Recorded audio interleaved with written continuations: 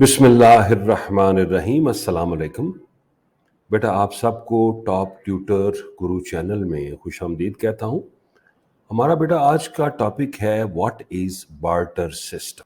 Table of contents हम देखेंगे what is barter system, characteristics of barter system, limitation of the barter system. So first one is the definition.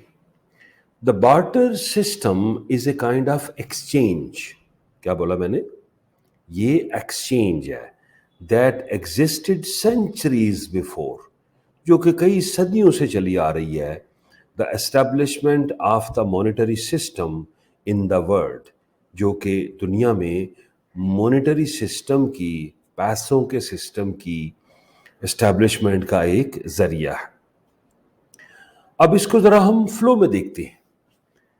Barter system तबादले का एक जरिया है, एक निज़ाम है जो सदियों पहले मालियाती निज़ाम के मुतारफ होने से पहले दुनिया में राइज था। इस निज़ाम में सामान और खिदमात के लिए सामान की तिजारत की जाती है।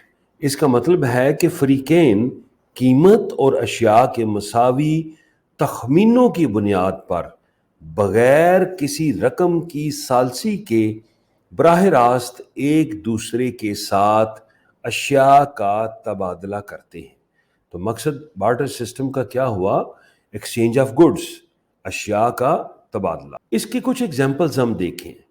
Like mangoes are exchanged for oranges. आपके मुल्क ने मैंगो की प्रोडक्शन की है या आपकी रियासत ने मैंगोज की प्रोडक्शन की है और आप मैंगो चूंकि आपके पास ज़्यादा है तो आप मैंगो किसी को दे के उससे ऑरेंज लेना चाहेंगे।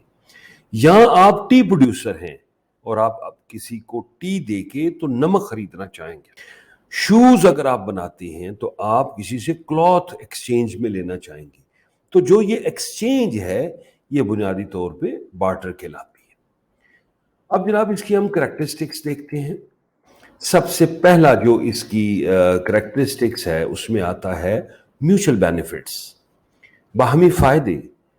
पुराने ज़माने में जब मुआशरा इतना तरक्की याफ्ता नहीं था और पैसा भी ईजाद नहीं हुआ था, बार्टर सिस्टम एक निज़ाम के तौर पर काम किया जिसके ज़रिए लोग अपनी ज़रूरत की अशिया को दूसरों बंदों के साथ किसी और चीज़ के साथ एक्सचेंज करते थे।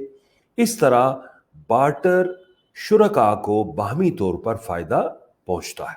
रेसिप्रोकल, बार्टर सिस्टम में तबादला बाहमी होता है कि एक चीज़ आप दे रहे हैं और एक चीज़ आप ले रहे हैं, जिसका मतलब है कि बातचीत की जाती है। आप एक दूसरे से नेगोशिएट करेंगे, डिस्कशन करेंगे, अपनी रिक्वायरमेंट बताएंगे, जिसमें जो शरीक होता है वो अपनी अजनास बुनियादी तौर पे, जैसे ऑरेंज है, मैंगो है, चाय है, शूज़ हैं, अजनास हैं या कोई आर्टिकल है, आप दूसरे को पेश करेंगे और नेक्स्ट जो पार्टी है अगर उसको उसकी ज़रूरत है तो ज़रूरत में वो आपकी चीज़ आपको एक्सचेंज में देगी। पॉइंट नंबर 3, इसे हम कहते हैं एब्सेंस ऑफ मनी, पैसे की अदम मौजूदगी। इस किस्म की तिजारत में कोई पैसा लेन देन में शामिल नहीं होता।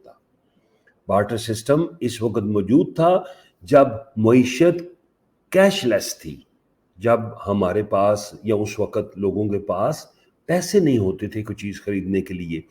इस तरह अदायगी के लिए कोई दूसरा मुतबादिल तरीका नहीं था। ये उस वक्त की बात हम कर रहे हैं कि जब ये शुरू में इसका सिलसिला शुरू हुआ तो पैसे तो होते नहीं थे।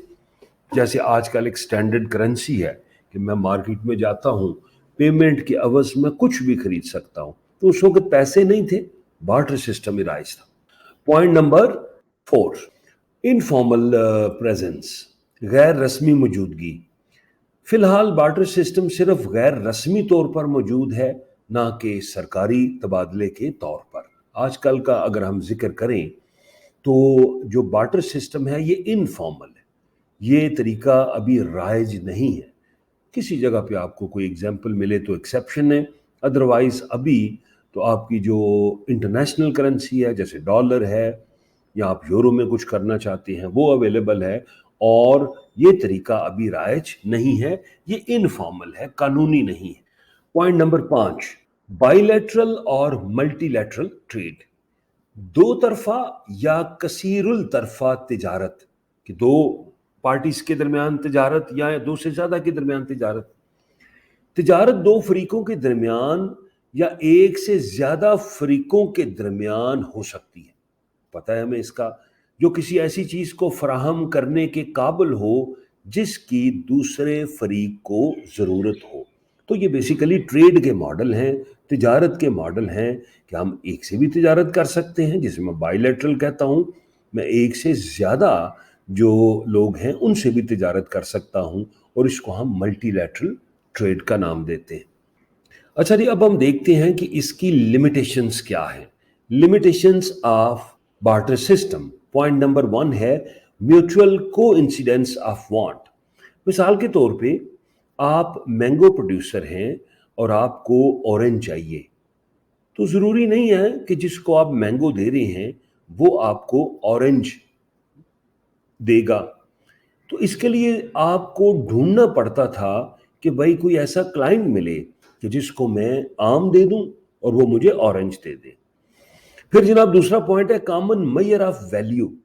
اب ویلیو کو میئر کرنا بڑا مسئلہ رہا ہے۔ مثال کے طور پہ آپ نے ایک کرسی کسی کو دینی ہے اور اس کے عوض آپ نے کلوتھس خریدنے ہیں، تو آپ کتنے خریدیں گے یا کتنے ایکسچینج کریں گے؟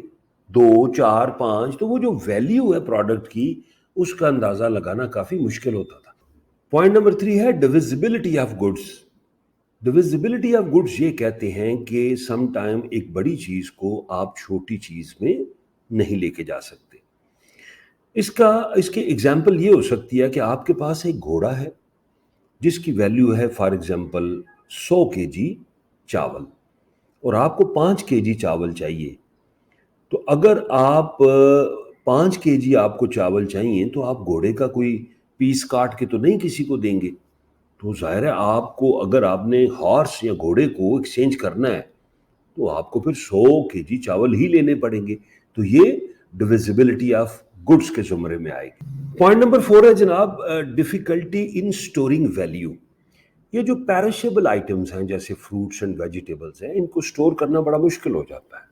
آپ نے ایکسچینج میں کچھ لے تو لیا ہے، مثال کے طور پہ آپ نے 20 کلو گندم لے لی ہے اور 5 آپ نے بکریاں لے لی ہیں، تو جناب بکریاں جو ہیں وہ گندم انہوں نے کھا لی ہے، اور اس کے بعد بکریاں جو ہیں وہ کسی وجہ سے ضائع ہو گئی ہیں، ڈیتھ ہو گئی ہے ان کی، تو آپ کی تو ویلیو ختم ہو گئی۔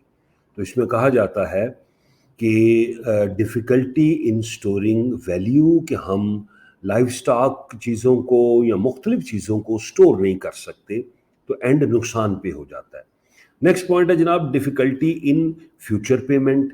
چونکہ یہ سارا بارٹر سسٹم ہے تو فیوچر کی کیلکولیشن بھی مشکل ہے، اینڈ لیک آف اسپیشلائزیشن، اور اس میں آپ اسپیشلائزڈ بھی نہیں ہو سکتے بارٹر سسٹم میں، جیسا کہ آج ہم ہو سکتے ہیں کہ ایک چیز آپ نے بنائی ہے اور اس کو کسی دام پہ یا کوئی اسی لیول کی چیز آپ کو مارکیٹ میں ملے کہ جس کی وہ ویلیو ہے، تو یہ مشکل چیز ہے۔ تھینک یو ویری مچ، مجھے امید ہے آج کا لیکچر آپ کو پسند آیا ہوگا۔ دیکھتے رہیں، خوش رہیں، اللہ حافظ۔